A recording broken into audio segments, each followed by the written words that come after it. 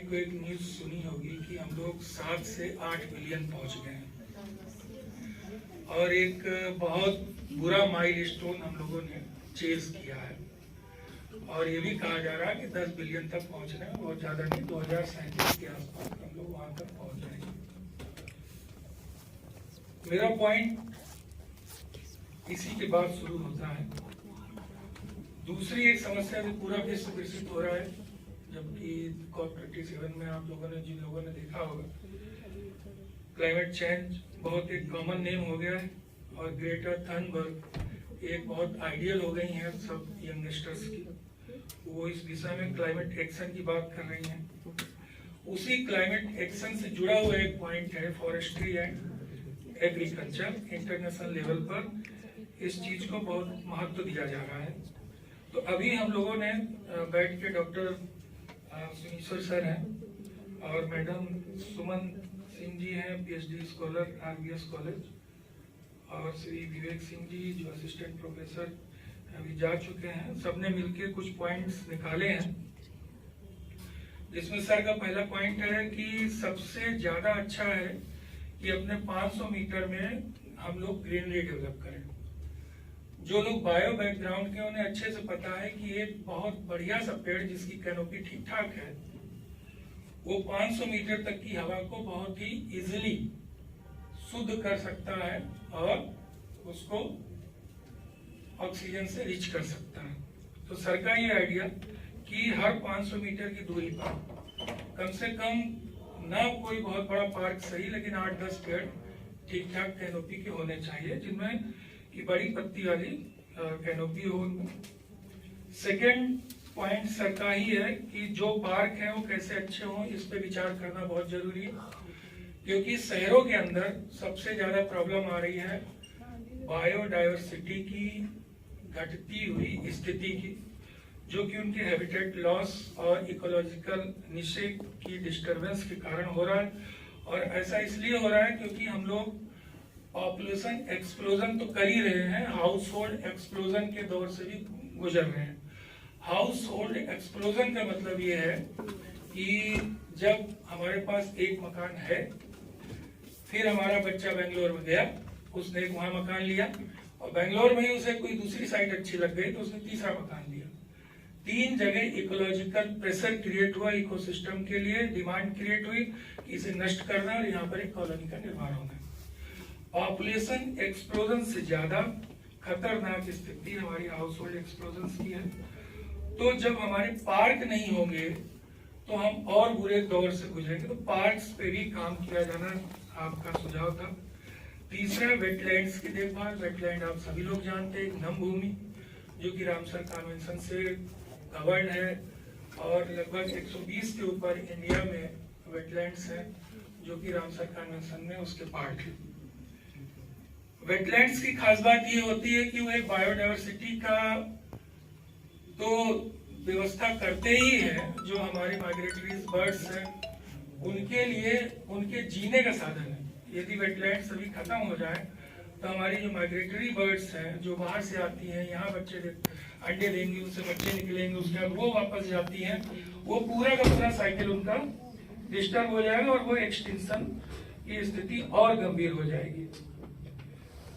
Trees को इसलिए भी बढ़ावा देना है क्योंकि पूरा वर्ल्ड 6th मास एक्सटिंक्शन के दौर से गुजर रहा है।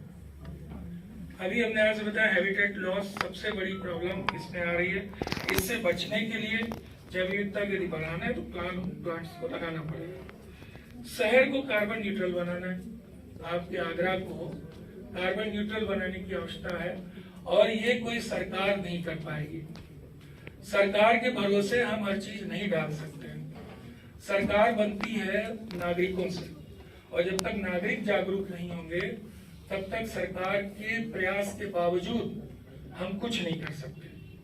तो इसलिए नागरिकों का जागना बहुत जरूरी है। यदि आप पूछेंगे कार्बन न्यूट्रल आगरा को कैसे बनाया जाए तो यूथ की आवाज, आपने पोर्टल सुना होगा, उस पर प्रभात मिश्रा डालिएगा। मैं वहाँ का क्लाइमेट करेस्पॉन्डेंट के रूप में फ्री ऑफ कॉस्ट अपनी सर्विस दे रहा हूँ और उसमें आगरा को कार्बन न्यूट्रल कैसे बनाया जाए उसका आर्टिकल भी मेरे पास, उसका प्रिंट निकाल रखा है मैंने।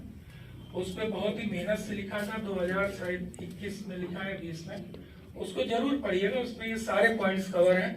मुझे भी बड़ा अच्छा लगा कि सर ने जो 4 पॉइंट लिए हैं, फाइनल किए हैं, वो चारों पॉइंट्स वो जो हमने सजेशन दिए हैं, अभी एक कॉपी मैंने कमिश्नर सर को दी है पिछले हफ्ते ही, तो उनका ये सुझाव था कि प्रभात ऐसा करो कि कोई एक ऐसी एरिया चिन्हित कर लो जहाँ पे प्रॉब्लम ज्यादा हो और उसमें सुधार करके दिखाओ, फिर वो मॉडल जो है हम लोग पूरे आगरा में लॉन्च करेंगे।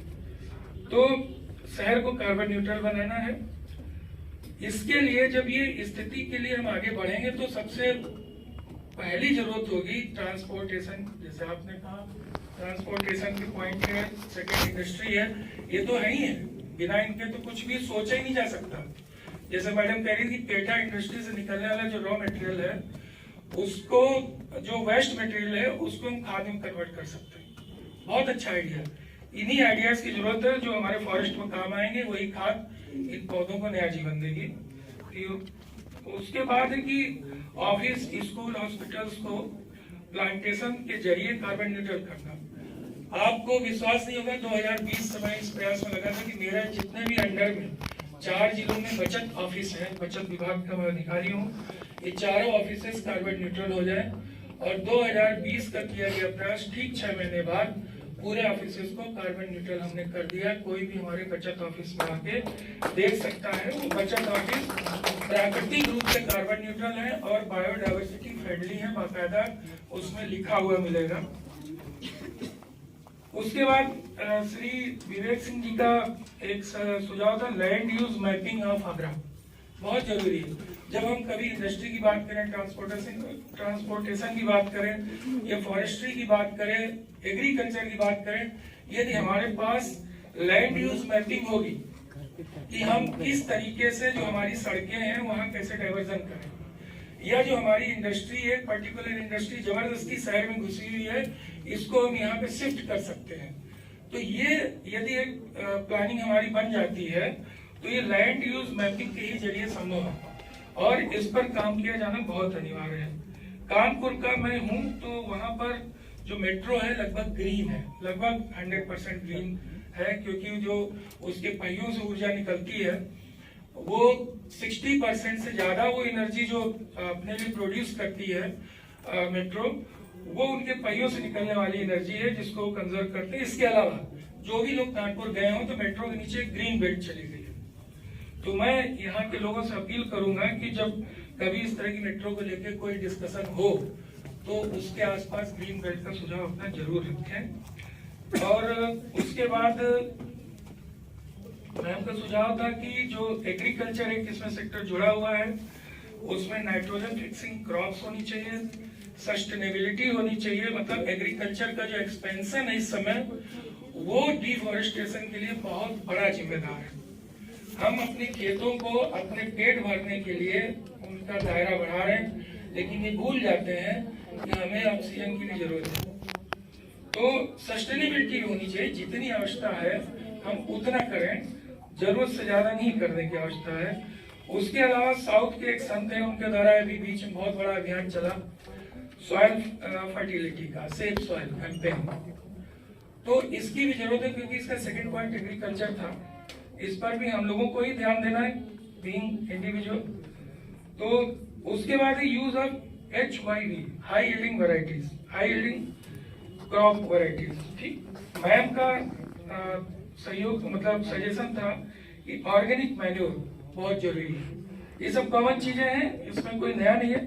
हाई मिल्क प्रोड्यूसिंग ब्रीड्स जो है, जैसे गाय है, अब इस समय देसी गाय से हम ज्यादा दूध नहीं ले सकते क्योंकि इसमें एग्रीकल्चर जुड़ा हुआ है, इसलिए बोलना पड़ रहा है कि हम लोग कोशिश ये करें, लोगों को बताएं कि हाई मिल्क प्रोड्यूसिंग आपको गाय पालनी है, भैंस पालनी, बकरी पालनी, क्योंकि 7 से 8 पहुंच गए, 8 से 10 के लिए बताया जा चुका कब पहुंचना। तो बच्चों के लिए भी सर ने भी दिखाया था, बच्चे की कविता दिखाई थी कि वो बाहर कैसे है, दुनिया भर की उसकी डिमांड थी, ये भी डिमांड है। तो इसको पूर्ति के लिए हमें हाई मिल्क प्रोड्यूसिंग एनिमल्स चाहिए। मोनोकल्चर कभी मत कीजिए। देखिए किसी भी आप व्यू को यहाँ रिप्रेजेंट कर रहे हो, हम सभी लोग पेड़ लगाते हैं, चाहे वो ट्रांसपोर्टेशन वाले हो, एग्रीकल्चर वाले हो, या इंडस्ट्री से हो, या कोई और हो। मोनोकल्चर में होता क्या कि हम केवल एक पर्टिकुलर स्पीसीज को प्रोटेक्शन देते हैं, ठीक। जो इंडोनेशिया में गोरिल्ला का पतन हुआ है वो पाम ऑयल के प्रोडक्शन के कारण हो रहा है। यदि यहाँ पर हम मल्टी स्पीसीज प्लांटेशन करेंगे तो हमारी बायोडायवर्सिटी बहुत अच्छी होगी और इसके अलावा ऑक्सीजन प्रोडक्शन अच्छा होगा और हर तरह की चीजें प्राप्त होंगी। नेक्स्ट है next point, increase fodder production. हम गायों को खिलाएंगे क्या, तो हमें चारा की बहुत जरूरत है, इस पे भी काम करने की बहुत जरूरत है। Allow least human activities in forest to stop forest fire. एक उसमें पॉइंट था जो छूट गया था, बाद में मैंने ऐड किया। बस यही बिंदु है। और केवल एक आपके ऑर्गेनाइजेशन के लिए बात कर रहा हूँ।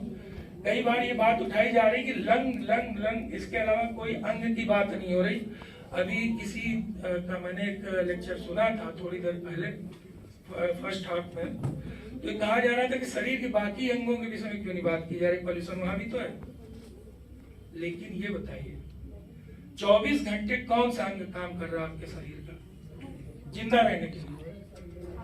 नहीं, सभी कर रहे हैं, हार्ट भी कर रहा है। हार्ट कब काम करेगा? ऑक्सीजन ना दी जाए हार्ट को, विल कोलैप्स। ब्रेन आपका कोलैप्स। लंग एक ऐसा पार्ट है जहां से हर चीज हमारी फिल्टर होती है। मैं लंग केयर फाउंडेशन से जुड़ा नहीं हूं, अब जुड़ा हूं, लेकिन एक बेसिक पॉइंट था कि लंग को ही क्यों उठाया गया। एक इतने बड़े साइंटिस्ट, उनके विषय में बता दूं कि 16 नवंबर को यूनाइटेड नेशन की जो इन्वायरमेंट एजेंसी है यूनेप, उसके former ED executive director mister Eric Solheim, जो मेरे फ्रेंड भी हैं, बहुत हम उनको फॉलो करते हैं, उन्होंने डॉक्टर अरविंद जी के विषय में COP27 से एक बहुत ही अच्छा वीडियो शेयर किया है अपने ट्विटर अकाउंट पे। अब यदि डॉक्टर अरविंद सर के फेफड़ों की बात वो कर रहे हैं वहां से, नॉर्वे के हैं वो, और यूनेप के फॉर्मर ईडी रह चुके हैं, और इस समय इंटरनेशनल लेवल पे इंडिया की बात को काफी उठा रहे हैं। अभी श्रीलंका ने उन्हें अपॉइंट कर रखा है, कई अदर देशों के जैसे सर है इंटरनेशनल लेवल पे, उसी लेवल पे वो है। तो एक इतनी बड़ी हस्ती यदि लंग की बात कर रही है तो कहीं गलत नहीं है। यही एक बेसिक ऐसा अंग है। आप कहोगे सबसे पहले कहाँ जाएगी? लंग्स के ही तो जरिए जाएगी। वही थे आपके एल्वियोलाई हैं, उन्हीं की तो सेल में जाएगी, वहीं एटीपी, एडीपी, एनएडीपी, ये सब पूरी कहानी वहीं से शुरू होकर अंदर जाएगा मामला। इसीलिए लंग की बात करना बहुत जरूरी है। आप आगरा में रहें, मार्स पे जाएं, कहीं जाएं, कार्यक्रम आपका बिना लंग्स के अधूरा है। क्या हम ह्यूमन बीइंग है तो हमें लंग्स की बात करनी चाहिए। थोड़ा पिन कर गई थी मुझे वो बात कि लंग्स की बात। Thank you so much.